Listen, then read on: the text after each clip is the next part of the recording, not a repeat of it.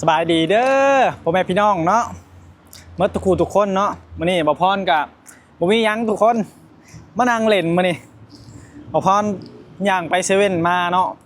ไปซื้อกับข้าวทุกคนเอ้ยจักบ่พรชื่อยังมาเห็นแนวแปลกๆก็เลยซื้อมากินเนาะนี่บ่พรใส่เบิ่งเนาะกับข้าวบ่พรนี่บ่พรซื้อมาเนาะมันเป็นเส้นทุกคนเลยเผลอเส้นใหญ่บ่นี่เขาเอิ้นนี่ฮะแม่นบ่นี่เพอเส้นใหญ่ป่ะนี่เห็นบ่ทุกคนนี่คือแมนเพอเส้นใหญ่เนาะโอ้อยู่ประเทศไทยเนี่ยเขาเห็ดเพอเส้นใหญ่ขายในเซเว่นก็มีเนาะทุกคนเดี๋ยวบ่พรขอซิมมันก่อนเด้อว่าสิแซ่บหรือบ่เนาะ บ่พรก็บ่เคยกินทุกคนเลยนี่เพอเส้นใหญ่โอ้เพอแช่ในตู้เซเว่นก็มีเนาะคนไทยเขาก็สั่งเห็ดได้อยู่ไทยเนาะกับข่าวกับน้ำกับอยากกระแลนข่าวโลดเขาจะให้เครื่องปรุงมานำเลยทุกคนได้ให้ยังนี่ให้หมักพริกให้น้ำตาลบ่นี่เอาพรขอกินมันก่อนมันมีผักทุกคนมีผักมีหมูบ่มันชีเหนียวเนาะเพออยู่ไทยเขาก็สั่งเห็ดแบบนี้เนาะทุกคนไม่ใช่เบิ้งนี่ โอ้อยู่ไทยสั่งเห็ดเพอเขานี่ลองกินมันก็ทุกคนเด้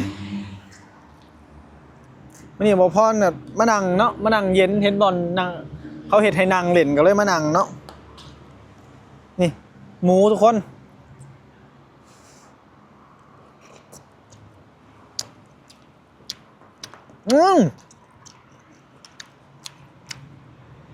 แซ่บทุกคนรสชาติมันชิโนโน่เนาะ เพออยู่ประเทศไทยแบบนี้ก็มีเนาะทุกคนเนี่ย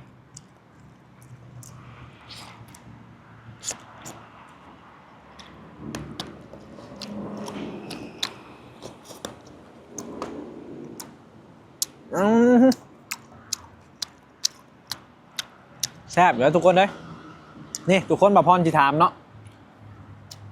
ต้นอีหยังนี่ทุกคนนี่เห็นบอกนี่มาพรชัยเบิ้งเด้อนี่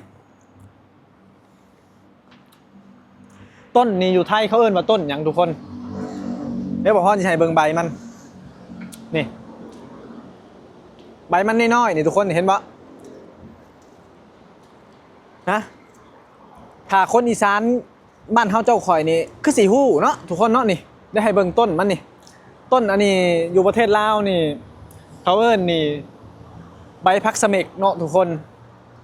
กินกับลาบปูลาบปลาได้นี่แซ่บเนาะใบมันสีคมๆจังหน่อยหนึ่งเนาะทุกคนใบสีคมๆได้นี่นี่ยอดมันอ่อนๆนี่นี่ยอดมันอ่อนๆนี่กินได้เนาะทุกคนนี่ใบพักเสม็กบ้านขอยเอิ้นใบพักเสม็กเด้อ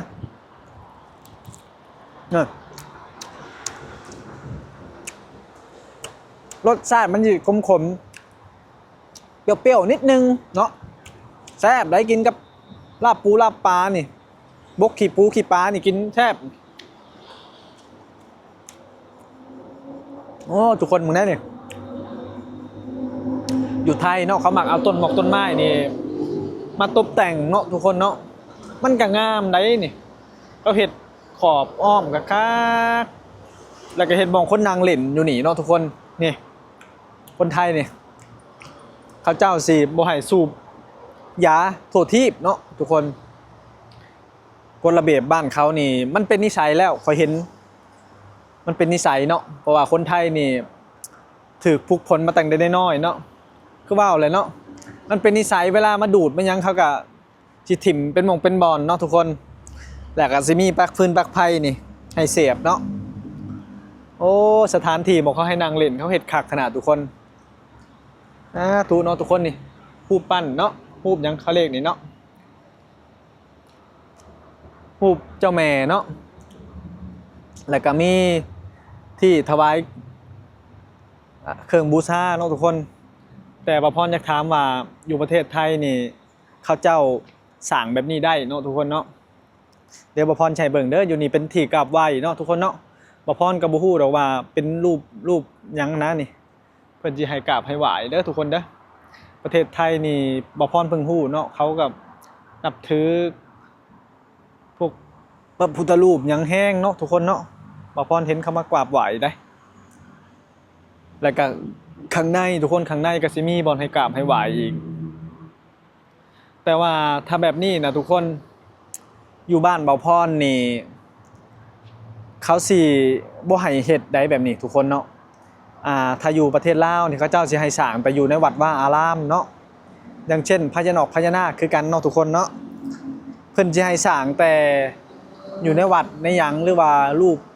พระแม่ธรณีหยังก็อย่าเพิ่นสิให้สร้างได้เฉพาะในวัดถ้าว่าบุคคลทั่วไปเนาะเขาเจ้าสร้างแบบว่าในบ้านในเฮือนหรือว่าสร้างในขอบเขตพื้นที่ตัวเองนี่ถ้าในบ้านเห็นหรือว่าโด่งดังอย่างนี้เขาเจ้าสิไปทุบหรืออะไรทุกคนเด้เขาเจ้าสิไปทุบถิ่มเนาะคือนาบาวข่อยบ่แม่นนาบาวดอกญาติพี่น้องเนาะเพิ่นก็เป็นหมอดูหมอเดานี่แหละคนในบ้านบ่าวพรนี่แหละเพิ่นดังได้ทุกคนเด้เพิ่นดังแฮงเนาะเพราะว่าคนอยู่ประเทศนอกนี่ก็ชื่อหวยน้ำเพิ่นนี่ก็ถูกแล้วก็ฝากเงินฝากทองเนาะมาให้เพิ่นนี่เฮ็ดบ้านเฮ็ดเทือนแล้วเพิ่นก็สร้างพระพุทธรูปใหญ่ๆทุกคนแล้วเพิ่นก็เริ่มดังเนาะพอดังขึ้นสักพักหนึ่งนี่หมู่บ้านข่อยนะสิมีในบ้านเนาะเพิ่นสิไปทุบเด้อทุกคนเด้เป็นรูปพระพุทธรูปยังธรรมดาแต่ว่าสิมีคนไปดอกไม้ทูบเทียนไปกราบไปไหว้เนาะบ่พรก็เคยไปพอสักพักหนึ่งก็ดนตำใดเขาเจ้าสิไปทุบถิ่มเขาเจ้าสิบ่ให้สร้างเนาะทุกคนเพราะว่าถ้าอยู่ไทยบัดแปลกเนาะบ่พรเห็นสร้างได้แล้วก็เป็นสถานที่ตัวเองก็สามารถเฮ็ดหยังได้ถ้าบ่เกินเลยจริงๆเนาะประเทศไทยเพิ่นก็มีกรรมสิทธิ์แบบนี้ให้เนาะทุกคนแต่ถ้าอยู่ประเทศลาวนี่บ่ได้เนาะทุกคนเนาะสร้างแบบนี้เนี่ยบ่ได้เนาะเบิ่งนี่อยู่นี่เพิ่นก็สิเอาเก้าอี้มาให้นั่งโอ้ทุกคนนะตกแต่งงามมาดีได้แล้วก็สิเอาต้นหมอกต้นไม้เนาะแล้วว่าอยู่ไสก็อย่าเนาะอยู่ประเทศไทยนี่เนาะเขาเจ้าสิทำความสะอาดได้ดีเนาะทุกคนเบิ่งแน่นี่โอ้เนาะทุกคนกลางคืนนี่ก็ยังมีคนมาไหว้ได้บ่พอนั่งเล่นเมื่อกี้นี่เนี่ยมีคนมากราบมาไหว้เนาะทุกคนเพิ่นสิมากราบไหว้มาอธิษฐานและเนาะสิ่งศักดิ์สิทธิ์เนาะทุกคนผู้ใดมากราบมาไหว้ก็ดีบ่พรก็นับถือได้บ่พรก็กราบไหว้ไปเมิดคือกันเนาะทุกคนเนาะแต่ว่า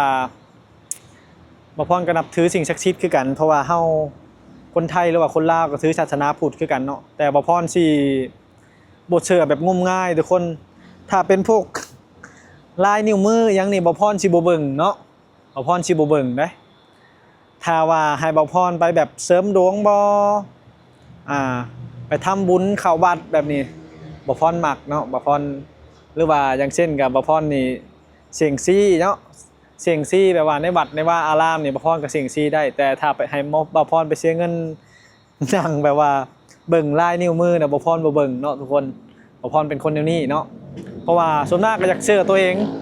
เอาตัวเองเป็นที่ตั้งแต่ก็พึ่งพาสิ่งศักดิ์สิทธิ์คือกันแต่ว่าทุกอย่างก็ให้มันพอดีพองามเนาะสำหรับบ่พรได้แต่ผู้ใดนับถือแห้งก็ศรัทธาแห้งก็ดีเนาะทุกคนเนาะแต่ว่าอย่าศรัทธาจนว่าไปหาหมอดูหมอเดาแล้วก็ให้เขาหลอกเขาตัวเขาต้มเอาเงินเนาะแบบนั้นน่ะบ่ค่อยดีเนาะโอเคเนาะทุกคนคลิปนี้กับบ่พรแค่อยากถามว่าอยู่ไทยนี่เขาเจ้าสั่งแบบนี้ได้เนาะแต่ว่าอยู่ลาวน่ะบ่ได้เนาะทุกคนแต่กับรูปพญานาคเป็นยังนี่บ่มีได้ทุกคนได้อยู่ลาวบ่พรยังบ่เห็นเนาะหรือว่าอาจสิมีหรือบ่พรก็บ่ฮู้แต่ว่าที่ตั้งแต่น้อยเท่าใหญ่บ่พรยังบ่เห็นทุกคนเห็นแต่เขาเจ้าสร้างแบบว่าขึ้นแบบว่าเขาเรียกหยังนะที่บ่งหลวงพ่อเพิ่นนอนหรือว่าที่ว่าเพิ่นนั่งสมาธิในทางขึ้นทางหยังน่ะเพิ่นสร้างรูปพญานาคน่ะเพิ่นสร้างคือกันทุกคนแต่ว่าเพิ่นบ่สร้างแบบว่าให้คนมากราบไหว้อยู่ไทยนี่ยังบ่ค่อยเห็นหรือว่าอาจสิมีก็บ่ฮู้เนาะบ่พรก็บ่เคยเห็นทุกคนโอเคเนาะบ่พรก็สิมานั่งกินหยังนี่เผือเส้นใหญ่บ่อยู่ในเซเว่นนี่ทุกคนโอ้ก็แซ่บอยู่ได้เนาะมีหมูมีหยังกล่องนึงก็ประมาณ40 บาทเนี่ยทุกคนเลยก็พอกินเนาะแซ่บอยู่